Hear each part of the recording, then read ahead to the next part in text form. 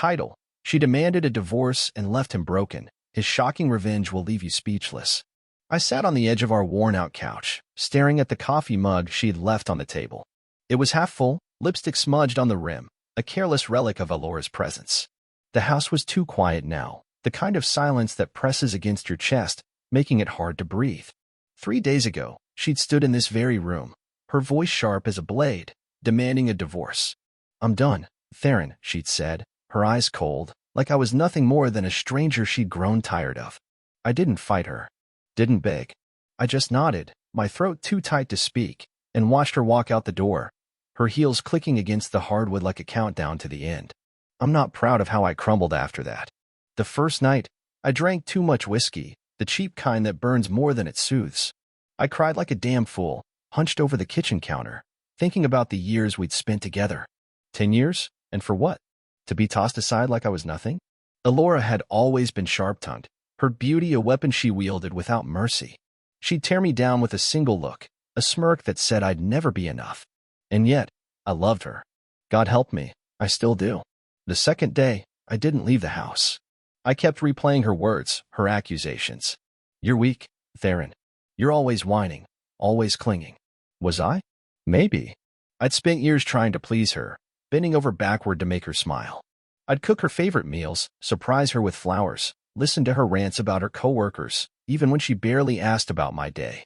I thought that's what love was, giving everything, even when you got nothing back. But she'd grown distant, her touches rare, her words laced with venom. I should have seen it coming, but I was too busy hoping she'd change. By the third day, I was a mess. I hadn't shaved, hadn't slept more than a couple of hours. The phone rang, her number. My heart leapt, a pathetic spark of hope igniting. Maybe she'd reconsidered. Maybe she missed me. But when I answered, her voice was ice. "I need my things, Theron. I'll come by tomorrow." No apology, no softness. Just Elora, demanding as always. I mumbled something, I don't even remember what, and hung up. That's when the anger started creeping in, a slow burn beneath the hurt. She'd humiliated me, discarded me, and now she expected me to just hand over her stuff like a good little doormat? I wandered into our bedroom, the one we'd shared until she started sleeping in the guest room months ago. Her clothes still hung in the closet, her perfume lingering like a ghost. I pulled out a dress, one she'd worn to some fancy work event where she'd laughed too loudly at her boss's jokes. I'd been there, standing awkwardly in the corner, feeling like I didn't belong. She hadn't introduced me to anyone, hadn't even glanced my way. I threw the dress on the bed, my hands shaking. Why was I still letting her control me, even now? That night, I couldn't sleep. I kept thinking about what I'd say when she showed up. Part of me wanted to scream, to tell her how much she'd hurt me, how she'd ripped my heart out and stomped on it. But another part, a quieter, more dangerous part, wanted to be cold. To show her I wasn't the weak man she thought I was. I wasn't sure which part would win. When morning came, I was still on the couch, the mug still staring at me. Elora would be here soon, and I had no idea what I'd do. All I knew was that something inside me was shifting, like a fault line ready to crack. I wasn't sure if it was strength or spite, but for the first time in years, I felt like I might have a choice in what came next. The doorbell rang, a shrill sound that jolted me from the haze I'd been drifting in. My heart thudded, a mix of dread and something sharper, something I hadn't felt in years. Elora was here. I stood, my legs unsteady, and glanced at the coffee mug still sitting on the table, her lipstick stain mocking me. I didn't clean it up. Let her see the mess she'd left behind. When I opened the door, there she was, looking like she'd stepped out of a magazine. Her auburn hair was swept into a sleek bun, her coat tailored to perfection. She didn't smile, didn't even meet my eyes at first. "Theron," she said, her voice clipped, like my name was an inconvenience. "I don't have much time. Where's my stuff?" I wanted to slam the door in her face, to tell her to go to hell. But I didn't. I stepped aside, letting her breeze past me, her perfume hitting me like a punch to the gut. It was the same scent I used to love, the one I'd bury my face in when she'd let me hold her. Now it just made me feel small. In the bedroom, I muttered, following her as she strode through the house like she still owned it.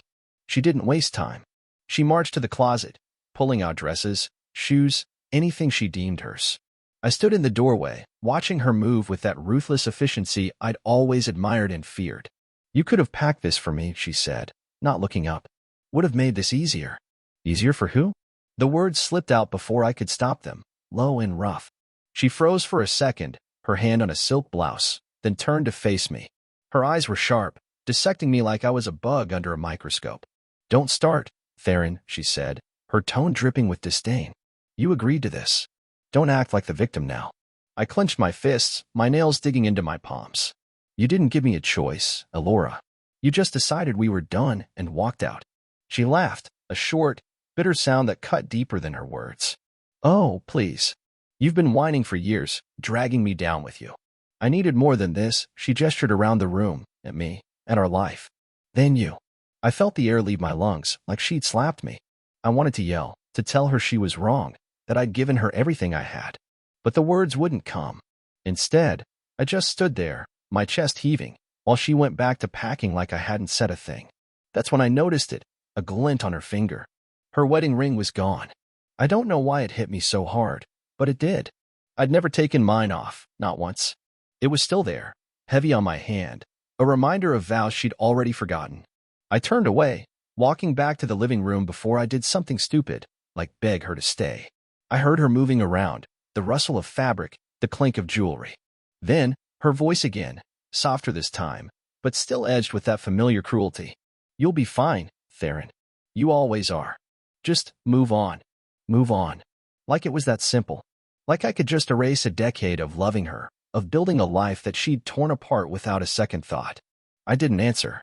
I couldn't. I just sat on the couch, staring at the floor, until I heard the front door click shut. She was gone. Again. The silence came back, heavier this time. I don't know how long I sat there, but at some point, I noticed my phone buzzing. A text from her. "I'll send someone for the rest. Don't make this harder than it needs to be." No apology, no regret. Just Elora, always in control. But something in me snapped. Not loud, not dramatic, but quiet, like a wire finally giving way. I wasn't going to be her doormat anymore. I didn't know what I'd do next, but for the first time, I felt like I could choose. And whatever came after, it wouldn't be for her. The days blurred together after Elora left with her things. I didn't cry anymore, didn't drown myself in whiskey. Instead, I felt hollow, like someone had carved out everything that made me human and left a shell behind. The house was a museum of our life together, her mug still on the table, a scarf she'd forgotten draped over a chair. I couldn't bring myself to touch them. Not yet. But I wasn't wallowing either. That quiet snap I'd felt when she texted me, that flicker of defiance, it was growing, spreading like a slow fire in my veins. I started small. I shaved, finally, the razor scraping away days of neglect. I looked in the mirror and barely recognized the man staring back. Gaunt, I sunken, but not broken. Not anymore. I cleaned the kitchen, scrubbed the counters until my hands ached. It wasn't about erasing Elora. It was about taking back something she'd stolen, my sense of control. She'd always called me weak, a winner who couldn't stand up for himself. Maybe she was right once, but I was done proving her right. Work was harder. I'd taken a week off, claiming a family emergency, but I couldn't hide forever. When I walked into the office, my coworkers gave me those pitying looks, the ones that said they'd heard whispers. Elora had always been the loud one, the one who'd charm everyone at company dinners while I faded into the background. Now, I was the guy whose wife had left him, and the weight of their stares made my skin crawl. I kept my head down, focused on spreadsheets, emails, anything to drown out the noise in my head. But then I found it. Tucked in a drawer at my desk, a photo from our honeymoon. We were on a beach, Elora laughing, her hair wild in the wind, me grinning like I'd won the lottery. I remembered that moment, how I'd felt like the luckiest man alive.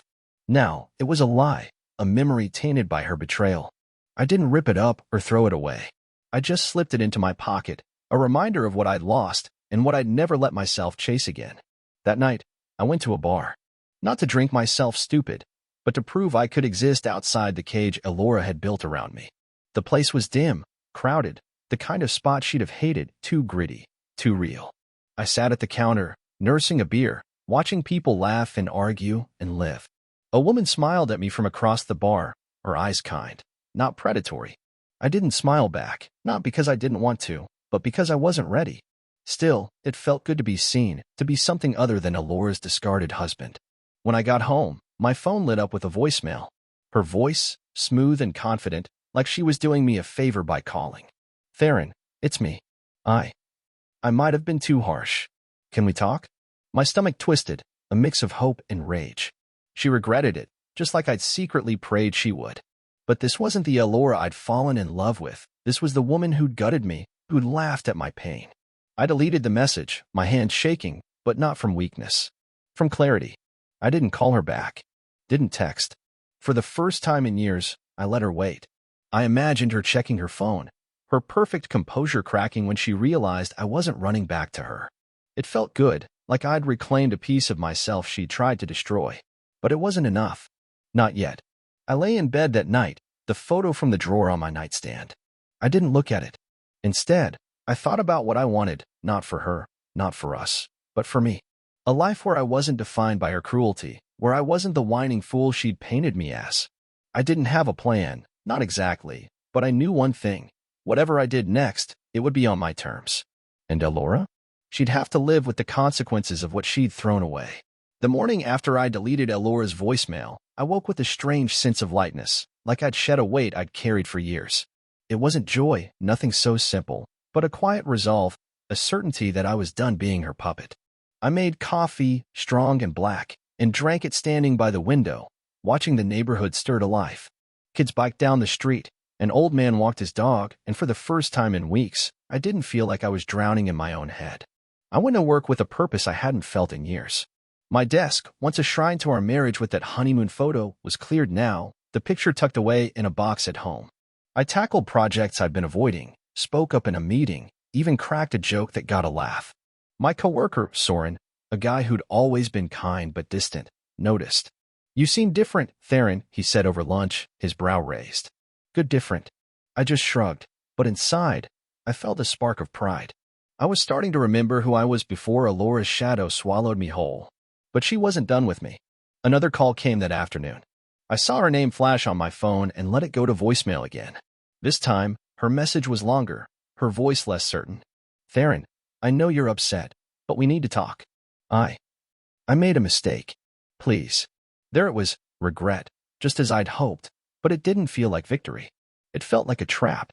I could picture her, pacing her fancy new apartment, hating that I wasn't crumbling at her feet.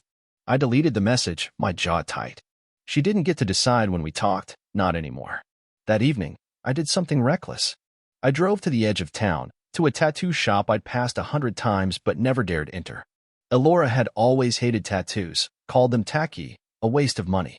Maybe that's why I walked in. The artist, a woman with ink curling up her arms, didn't ask questions. I chose a small design, a broken chain, simple but sharp, on my wrist. The needle stung, but I welcomed it. Each prick was a reminder I was free, or at least getting there.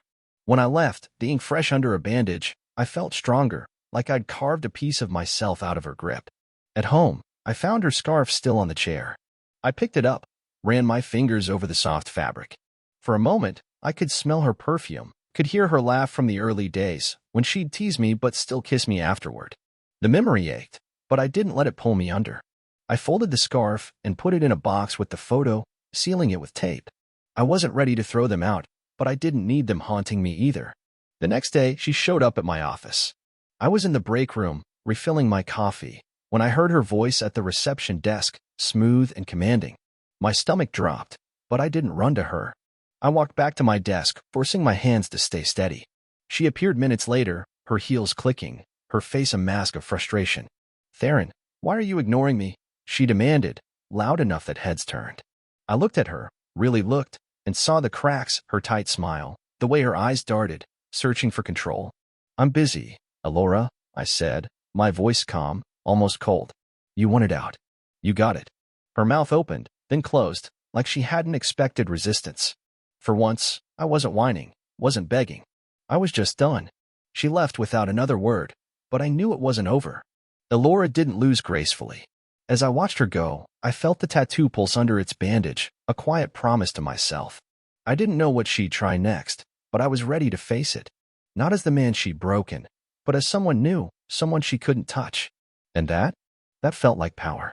Elora didn't call again after that day at the office. For the first time, her silence didn't claw at me. I braced for another onslaught, more voicemails, maybe a dramatic scene, but nothing came. It was like she'd finally realized I wasn't hers to manipulate anymore. The thought should have thrilled me, but it left a strange ache instead. Not for her, not exactly, but for the version of me who'd believed in us. That man was gone, and I was still learning who'd taken his place. I threw myself into rebuilding. Small things at first, repainting the living room a deep blue, a color Elora hated, but I'd always loved. I bought new dishes, ones she wouldn't have picked, and cooked meals for myself, savoring the quiet. Work became a refuge, not a chore. Soren started inviting me to after-work drinks, and I went, laughing at his terrible jokes, feeling lighter each time. I wasn't the life of the party, but I wasn't the ghost in the corner either. I was Theron, and that was starting to feel like enough. One Saturday, I cleaned out the last of her things. The box with the scarf and photos sat in the closet, gathering dust. I opened it, expecting pain, but found only memories faded, like old Polaroids. I donated the scarf, kept the photo in a drawer. Not to dwell on it, but to remember I'd survived. That afternoon, I went hiking, something I hadn't done since before Elora. The trail was steep, the air crisp, and when I reached the top, I sat on a rock, watching the sun dip below the hills.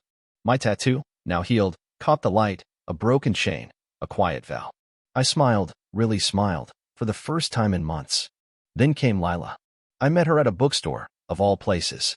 I was browsing, looking for something to fill the empty evenings, when she dropped a stack of novels next to me. "Sorry," she said, laughing, her cheeks pink. "I'm a hazard when I get excited." She was nothing like Elora, soft where Elora was sharp, warm where Elora was cold.